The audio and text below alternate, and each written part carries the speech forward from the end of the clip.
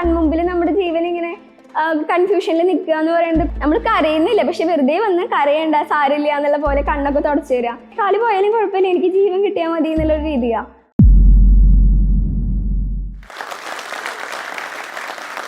എന്നെ കാണുമ്പോൾ എന്തെങ്കിലും പ്രശ്നമുള്ള ഒരു കുട്ടിയായിട്ട് നിങ്ങൾക്ക് തോന്നുന്നുണ്ടോ?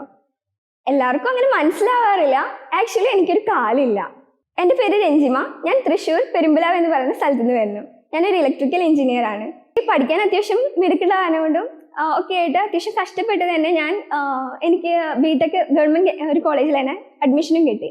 അങ്ങനെ പഠിച്ച് ഒരു 4th ഇയറിൽ എത്തിയിരിക്കുമ്പോഴാണ് ആ ഒരു ഇൻസിഡൻറ്റ് ഉണ്ടാവുന്നത് എൻ്റെ ലൈഫിൽ. എന്തുണ്ടായെന്ന് വെച്ചാൽ, ആ സമയത്ത് എൻ്റെ ഫ്രണ്ടിൻ്റെ എൻഗേജ്മെൻ്റ് ആയിരുന്നു. പക്ഷെ ഓൾസോ ഞങ്ങൾക്ക് S7 എക്സാം സ്റ്റാർട്ട് ചെയ്യാൻ ഇനി 2 ദിവസം കൂടി ഉള്ള ഒരു ദിവസമായിരുന്നു അത്. അപ്പോൾ പിന്നൊരു കാരണം എന്താണെന്ന് വെച്ചാൽ, എൻ്റെ അമ്മയുടെ പിറന്നാൾ കഴിഞ്ഞിട്ട് 2 ദിവസം ആയിട്ടുള്ളൂ.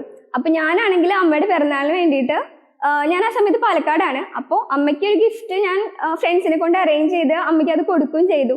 അപ്പോൾ ആദ്യമായിട്ടാണ് അമ്മയ്ക്ക് ഒരു ഗിഫ്റ്റായിട്ടൊക്കെ കൊടുക്കുന്നത്. അപ്പോൾ ആ ഒരു എക്സൈറ്റ്മെൻറ്റും അമ്മയ്ക്ക് ഭയങ്കര സന്തോഷമായി എന്നുള്ളൊരു റീസണും ഒക്കെ കൂടിയിട്ട് എനിക്ക് അമ്മേനെ ഒന്ന് എങ്ങനെയെങ്കിലും കാണണം. അപ്പോൾ ഇവളുടെ എൻഗേജ്മെൻറ്റും കൂടി വന്നപ്പോൾ ഞാൻ വിചാരിച്ചു, ഓക്കെ, ഈ ഒരു റീസൺ വെച്ചിട്ട് വീട്ടിൽ പോവാം. അപ്പോഴും മനസ്സ് ഒരുപാട് പറയുന്നുണ്ട്, വേണ്ട, എക്സാം അല്ലേ വരുന്നത്, പോകണ്ട, നമുക്ക് എൻഗേജ്മെൻ്റ് ആണെങ്കിലും പോകണ്ട, ഇറ്റ്സ് ഓക്കെ എന്നുള്ള രീതിയിൽ പറയുന്നുണ്ട്. കാരണം പഠിക്കാനുണ്ട്, നമ്മൾ മൊത്തത്തിൽ ആ സമയത്താണ് കൂടുതൽ പ്രിപ്പയർ ചെയ്യാലോ. പക്ഷേ എന്തുകൊണ്ടോ എനിക്ക് അമ്മേനെ കാണണം എന്നുള്ള ഒരു ആഗ്രഹം കാരണം കൊണ്ട് ഞാൻ പോവാൻ തന്നെ തീരുമാനിച്ചു. അങ്ങനെയാണ് അന്നത്തെ ദിവസം തുടങ്ങുന്നത്. അങ്ങനെ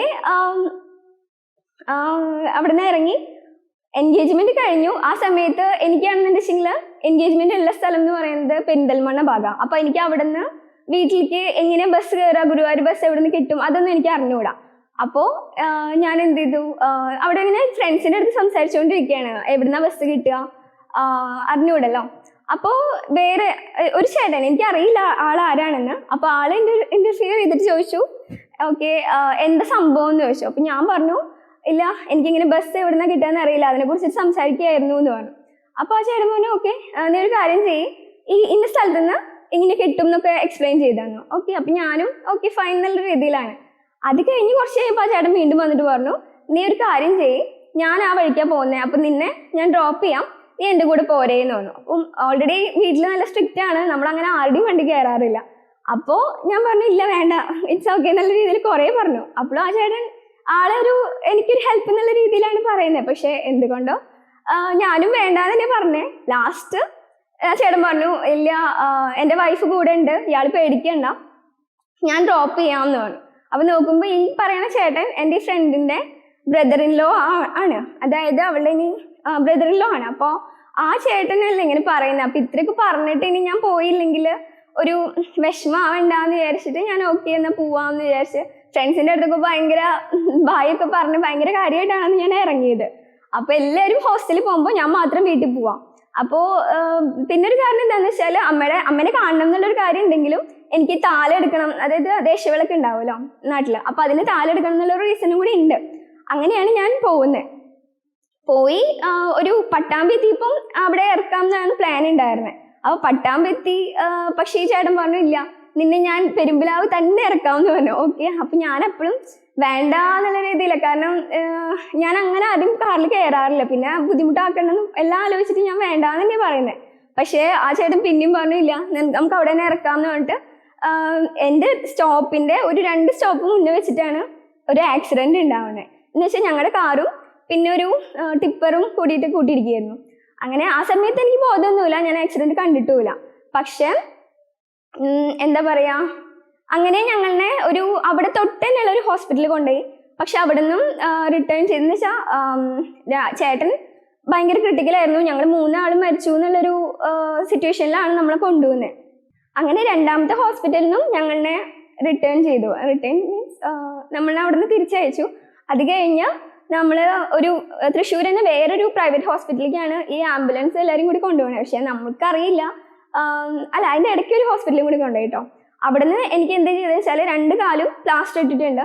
മറ്റേ എൻ്റെ കൂടെ ഉണ്ടായിരുന്നത് ആളുടെ വൈഫ് ഉണ്ടായിരുന്നല്ലോ, അപ്പോൾ ആ ചേച്ചീനും അതെ ഒരു കണ്ണ് മാത്രമേ പുറത്തുണ്ടായിരുന്നുള്ളൂ എന്ന് എല്ലാവരും പറയണ കേട്ടിട്ടുണ്ട്. ഫുൾ കവേർഡ് ആയിരുന്നു, പഞ്ഞി വെച്ച് ഫുൾ കെട്ടി വെച്ചിട്ടൊക്കെ ആയിരുന്നു. അപ്പോൾ അങ്ങനെ ഞങ്ങൾ 2 ആളിനെയും ഈ ഹോസ്പിറ്റലിലേക്ക് കൊണ്ടുപോയി.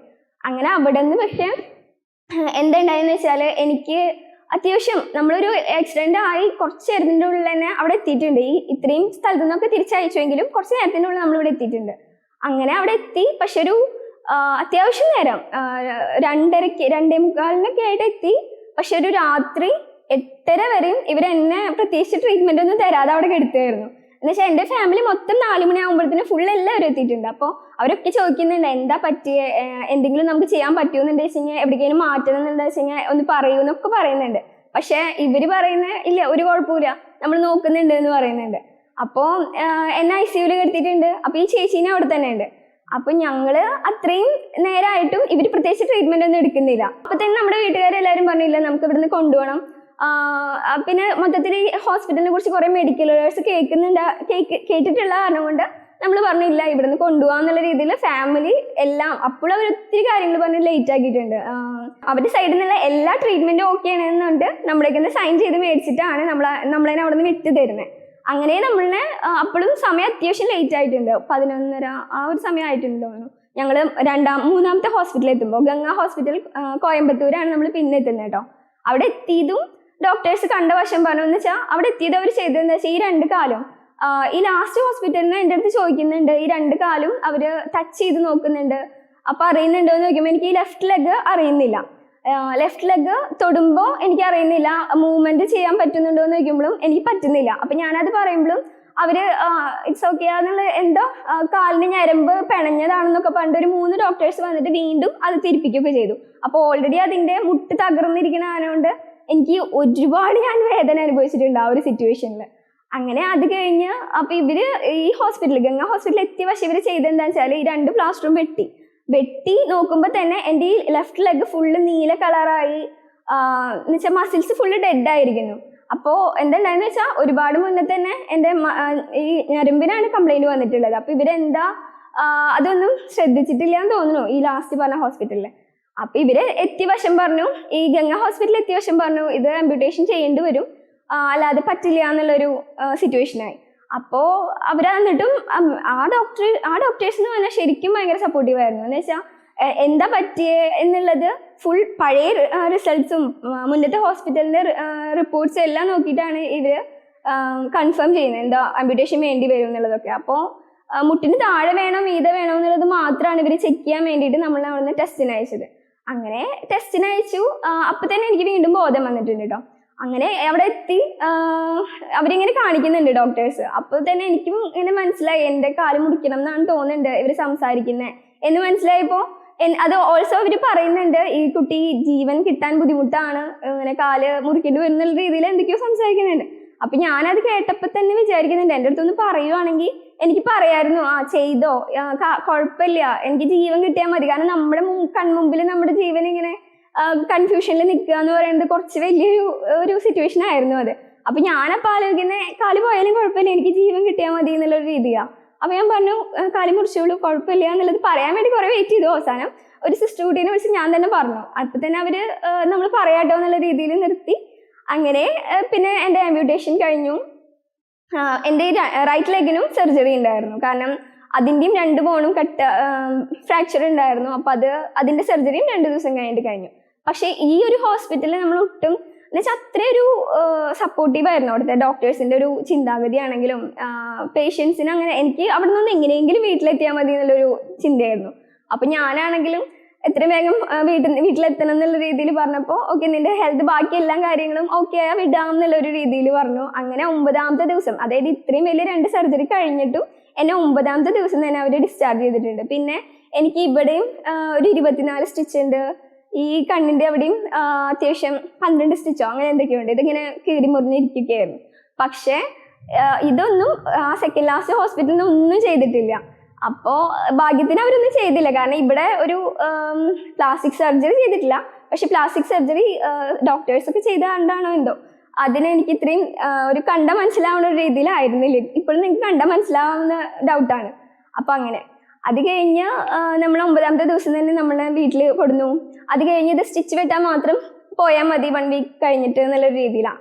വീട്ടിലെത്തിയ തൊട്ടിട്ട് നമ്മൾ ആദ്യം തൊട്ടേ ഫേസ് ചെയ്യുന്നത് എന്ന് വെച്ചാൽ ഇത്രയും വലിയൊരു സർജറി കഴിഞ്ഞിട്ടും എല്ലാവർക്കും ഫസ്റ്റ് ചോദിക്കാനുള്ളത് ഈ കുട്ടിയുടെ ലൈഫിന് എന്താവുന്നോ അല്ലെങ്കിൽ അവളുടെ ബാക്കി കാര്യങ്ങളൊന്നും അല്ല. നമുക്ക് ഓൾറെഡി നമ്മളിനി എങ്ങനെ നടക്കും അങ്ങനത്തെ കുറെ കാര്യങ്ങൾ മൈൻഡിലുണ്ട്. പക്ഷെ ഞാനാണെങ്കിലും അന്ന് ആലോചിച്ചത് എന്താ വെച്ചാൽ കോമ സ്റ്റേജിലൊന്നും ആയിട്ടില്ലല്ലോ, അത് കണ്ട് ഇറ്റ്സ് ഓക്കെ എന്നുള്ള രീതിയിലാണ് ഞാൻ ആലോചിക്കുന്നത്. ആക്സിഡന്റ് കഴിഞ്ഞത് തൊട്ടിട്ട് എല്ലാവരുടെയും, അതായത് സൊസൈറ്റിയുടെ ഒരു ചിന്താഗതിയിൽ എന്താന്ന് വെച്ചാൽ 21 വയസ്സിലാണ് എനിക്ക് ആക്സിഡന്റ് ഉണ്ടാവുന്നത്. അപ്പൊ എല്ലാവരും ചോദിക്കുന്നത് ഇനി ഇവള് ആരെ കല്യാണം കഴിക്കുക, അങ്ങനത്തെ ഒരു രീതിയിലാണ് ഫുൾ തോട്ട്സ് പോകുന്നത്.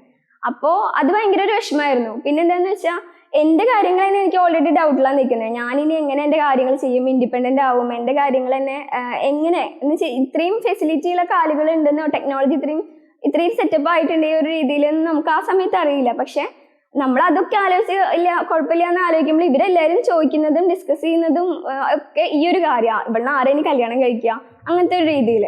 അപ്പോൾ അതൊക്കെയും ഭയങ്കര ഒരു വിഷമമായിരുന്നു. അതേപോലെ എന്താ പറയാ, ഞാൻ വീട്ടിലുള്ള സമയത്ത് ഒരു ആൻറ്റി വന്നിട്ട് ഞാൻ കരയണേ ഇല്ല, ഞാൻ സത്യം പറഞ്ഞ ഈ ആക്സിഡന്റിന് ശേഷം കരഞ്ഞിട്ടില്ല. ഇങ്ങനെ ഒരു കാര്യം പറ്റിയ എന്നുള്ള കാരണം കൊണ്ട് ഒരിക്കലും ഞാൻ കരഞ്ഞിട്ടില്ല. പക്ഷെ ഈ ആൻറ്റി വന്നിട്ട് ഇങ്ങനെ സംസാരിക്കുന്നുണ്ട്, ഓക്കെ അവർ വന്ന് കണ്ടുപോയിക്കോട്ടെ എന്നുള്ള രീതിയിൽ നിൽക്കുമ്പോഴും ഇവര് വന്നിട്ട് നമ്മുടെ കണ്ണൊക്കെ തുടച്ചു തരിക. നമ്മൾ കരയുന്നില്ല, പക്ഷെ വെറുതെ വന്ന് കരയണ്ട സാരില്ല എന്നുള്ള പോലെ കണ്ണൊക്കെ തുടച്ചു തരിക. അപ്പൊ എല്ലാവരുടെയും ഒരു മനസ്സിൽ എന്താന്ന് വെച്ചാൽ ഈ കുട്ടിക്ക് ഇനി ലൈഫ് തീർന്നു, ഇനി ഇവളെ കല്യാണം കഴിക്കുകയാണെങ്കിലും ഇങ്ങനെ ഒരു കുറവുള്ള ആരെങ്കിലും വരണമായിരിക്കും, അതേപോലെ ഇവളിനി സന്തോഷിക്കാൻ പാടില്ല, ആ ഒരു ടൈപ്പിലൊക്കെ എല്ലാവരും ചിന്ത. എനിക്കാണെങ്കിലും എൻ്റെ ഫാമിലി ആണെങ്കിലും എല്ലാവരും ആ ഒരു ട്രാജഡി, ഇത്രയും വലിയൊരു കാര്യം നടന്നതിന്റെ ഇതിൽ നിന്ന് പെട്ടെന്നൊന്നും റിക്കവർ ആവില്ല എന്ന് വെച്ചാൽ അങ്ങനെയാണ് എല്ലാവരും ചിന്തിക്കുന്നത്. പക്ഷെ എല്ലാവരും അങ്ങനെ ആവണമെന്നില്ലല്ലോ. അപ്പൊ ആ ഒരു രീതിയിൽ നമ്മളല്ലാന്ന് വെച്ചാൽ നമ്മൾ ശരിക്കും സപ്പോർട്ട് ചെയ്യണം. അപ്പൊ ഞാനാണെന്ന് വെച്ചാൽ അത്രയും നാൾ അത്രയും ഹാപ്പി ആയിട്ട് നടക്കുന്നത്. എന്ന് വെച്ചാൽ ഞങ്ങളുടെ ഫാമിലി എല്ലാവരും ഭയങ്കര ഫ്രണ്ട്സ് പോലെയാണ്, അമ്മയും ചേച്ചിമാരും എല്ലാവരും എനിക്ക് ഭയങ്കര ഫ്രണ്ട്സാണ്. അപ്പോൾ ഞങ്ങൾ അങ്ങനെയാണ്. ഇവരാരും എൻ്റെ അടുത്ത് വന്നിട്ട് കരഞ്ഞിട്ടേ ഇല്ല. ഇങ്ങനെ അവർക്ക് വിഷമം ഇല്ലാണ്ടല്ല നിങ്ങൾക്ക് ഉറപ്പായിട്ടും അറിയാലോ, ഉറപ്പായിട്ടും വിഷമം ഉണ്ടാവും. അത് എന്നെക്കാളും കൂടുതൽ അവർക്കാണ്. എങ്കിൽ പോലും ഇവരാരും എൻ്റെ അടുത്ത് വന്ന് കരഞ്ഞിട്ടില്ല. പക്ഷെ എൻ്റെ ചേച്ചി പറഞ്ഞു കേട്ടിട്ടുണ്ട്, അമ്മ ബാത്റൂമിൽ കയറി ടാപ്പ് തുറന്നിട്ടിട്ട് ഭയങ്കര ഒച്ചത്തിൽ കരയണത് കേട്ടിട്ടുണ്ട് എന്നുകൊണ്ട് ചേച്ചി പറഞ്ഞ് ഞാൻ കേട്ടിട്ടുണ്ട്. പക്ഷെ ഞാനിതുവരെ കണ്ടിട്ടില്ല, എൻ്റെ അടുത്ത് വന്ന് കരഞ്ഞിട്ടുമില്ല. അങ്ങനെയൊക്കെയാണ് അങ്ങനെ ആവണം കേട്ടോ. പക്ഷെ കാരണം നമുക്കൊരു ഇത് പറ്റിയെന്ന് വിചാരിച്ചിട്ട് എല്ലാവരും തളരണമെന്നില്ലല്ലോ. അപ്പൊ ഞാൻ അത്രയും എനിക്ക് സംഭവിച്ചൊരു കാര്യത്തിന് എനിക്ക് ഒരുപാട് വിഷമമുണ്ട്. അതൊന്നും ഞാൻ കാര്യമാക്കാണ്ട് ഞാൻ അത്രയും ഓക്കെ കാര്യമില്ല എന്നുള്ള രീതിയിൽ ചിരിച്ച് നിൽക്കുന്നുണ്ടെങ്കിൽ അതിനെ എല്ലാവരും സപ്പോർട്ട് ചെയ്യാൻ വേണ്ടത്. അല്ലാതെ ഓക്കെ അവൾക്ക് അങ്ങനെ പറ്റിയെന്ന് വിചാരിച്ച് കരയാത്ത കണ്ണ് തുടച്ചേരുന്നതിലൊന്നും അത് ശരിക്കും പാടില്ലല്ലോ. അങ്ങനെ ഒരിക്കലും ചിന്തിക്കരുത്. എന്ന് വെച്ചാൽ നമ്മുടെ കൂടെ ഉള്ളവർ എപ്പോഴും സപ്പോർട്ട് ചെയ്യും. നമ്മളടുത്ത് ആ ഒരു പോസിറ്റീവായിട്ട് സംസാരിക്കുകയും ചെയ്യുമ്പോൾ തന്നെ നമുക്ക് റിക്കവർ ആവാനുള്ളൊരു ഇത് കിട്ടും. നിങ്ങളോടാണെങ്കിലും പറയാനുള്ള എന്താണെന്ന് വെച്ചാൽ ഇങ്ങനെ ഒരു കാര്യം, അതായത് എന്ത് വേണമെങ്കിലും ആർക്കും എപ്പോഴും സംഭവിക്കാവുന്ന ഒരു കാര്യം. ആ സമയത്ത് ഇപ്പോൾ ഒരു പെൺകുട്ടി ആയതുകൊണ്ട് എൻ്റെ നേരെ എല്ലാവരും ചിന്തിച്ചത് ഇനി ഇവളെ ആര് കല്യാണം കഴിക്കും അങ്ങനത്തെ രീതിയിലൊന്നും ചിന്തിക്കേണ്ട കാര്യമില്ല. എന്ന് വെച്ചാൽ ഫസ്റ്റ് തിങ് കല്യാണമല്ല. എന്ന് വെച്ചാൽ എൻ്റെ കാര്യങ്ങൾ ഞാൻ സക്സസ് ആയി ഒരു ഇൻഡിപെൻഡൻ്റ് ആയി ചെയ്യാൻ പറ്റുന്നുണ്ടോ എന്ന് നോക്കിയിട്ടല്ലേ ബാക്കി കാര്യങ്ങൾ വരുന്നുള്ളൂ. അതുപോലെ ഇനിയിപ്പോൾ ഒരാൾ കല്യാണം കഴിച്ചാൽ പോലും അവര് ഭയങ്കര ഒരു എന്തോ കാരുണ്യ പ്രവൃത്തി ചെയ്തു അങ്ങനത്തെ രീതിയിലും ചിന്തിക്കരുത്. കാരണം എന്താണെന്ന് വെച്ചാൽ അങ്ങനെയല്ല കാര്യങ്ങൾ. ഞാൻ ഇപ്പോൾ ഒരു ആക്സിഡന്റ് സംഭവിച്ചു, എനിക്കിങ്ങനെ കാലില്ലെങ്കിലും ഉണ്ടെങ്കിലും ഞാൻ തന്നെയാണ്. അപ്പോൾ അങ്ങനത്തെ രീതിയിൽ ചിന്തിക്കാനേ നിൽക്കരുത്. പിന്നെ എന്താണെന്ന് വെച്ചാൽ നിങ്ങളുടെ കൂടെ നിൽക്കുന്നവർ നിങ്ങൾ എത്രത്തോളം സന്തോഷിക്കുന്നുണ്ട് ചിരിക്കുന്നുണ്ട് എന്നുള്ളതിനനുസരിച്ചാണ് നിങ്ങളുടെ ചുറ്റുമുള്ളവരുടെ സന്തോഷവും. നമുക്ക് ചേഞ്ച് ചെയ്യാൻ പറ്റാത്ത ഒരു കാര്യത്തിനെ കുറിച്ച് വിഷമിക്കുന്നതിൽ അർത്ഥമില്ലല്ലോ. അപ്പൊ നമ്മൾ അതിനെ അക്സെപ്റ്റ് ചെയ്യാം. പിന്നെ എന്താണെന്ന് വെച്ചാൽ നമുക്ക് എന്തിനു ചെയ്യാൻ പറ്റും എന്നുള്ളത് മാത്രമേ നമ്മളിനി ചിന്തിക്കേണ്ടതുള്ളൂ. അപ്പൊ നമ്മൾ ഇൻഡിപെൻഡന്റ് ആവുക, നമ്മൾ ഹാപ്പി ആയിട്ടിരിക്കുക. Thank you friends. നിങ്ങൾ ഈ ടോക്കിന്റെ അവസാനത്തിൽ എത്തിയിട്ടുണ്ടെങ്കിൽ തീർച്ചയായും എന്നെപ്പോലെ നിങ്ങളും ഇൻസ്പയർഡ് ആയിരിക്കും നിങ്ങളുടെ സ്വപ്നങ്ങൾ നേടാനായി. ഏതൊരു ഫീൽഡിലും സക്സസ് ആവാൻ ഇമ്പോർട്ടൻ്റ് ആണ് കമ്മ്യൂണിക്കേഷൻ സ്കിൽസ്. നമ്മുടെ മനസ്സിലുള്ളത് ശരിയായ രീതിയിൽ മറ്റുള്ളവരോട് പറയുമ്പോഴാണല്ലേ നമ്മുടെ ആദ്യ വിജയം സംഭവിക്കുന്നത്. എന്നാൽ പലർക്കും അത് സാധിക്കാതെ പോകുന്നു. എങ്ങനെ ചെയ്യാൻ പറ്റും, ഞാൻ ചെയ്താൽ ശരിയാകുമോ എന്ന ചിന്തകൾ പലപ്പോഴും നമ്മുടെ കോൺഫിഡൻറ്റ് കമ്മ്യൂണിക്കേഷൻ എന്ന സ്വപ്നം ഒരു സ്വപ്നമായി തന്നെ മാറ്റുന്നു. എന്നാൽ വീട്ടിലിരുന്നുകൊണ്ട് തന്നെ ഈ സ്വപ്നം നേടാൻ സാധിക്കും എന്ന് ഞാൻ പറഞ്ഞാൽ അതെ, ജോഷ് ടോക്സ് ഇംഗ്ലീഷ് സ്പീക്കിംഗ് ആപ്പിലൂടെ നിങ്ങളുടെ സമാന ചിന്താഗതിക്കാരായ 1000-ലധികം സ്റ്റുഡൻസിനെ കണ്ടുമുട്ടാനും അവരോടൊപ്പം ഇംഗ്ലീഷ് പ്രാക്ടീസ് ചെയ്യാനും സാധിക്കുന്നു. അപ്പോൾ ഇപ്പോൾ തന്നെ താഴെ തന്നിരിക്കുന്ന ലിങ്കിൽ ക്ലിക്ക് ചെയ്ത് start your free trial today. ഈ ടോക്ക് നിങ്ങൾക്ക് ഇഷ്ടമായെങ്കിൽ ലൈക്ക് ചെയ്യൂ, ഷെയർ ചെയ്യൂ, കമന്റ് ബോക്സിൽ നിങ്ങളുടെ അഭിപ്രായം രേഖപ്പെടുത്തൂ. പുതിയ വീഡിയോകൾക്കായി സബ്സ്ക്രൈബ് ചെയ്യൂ.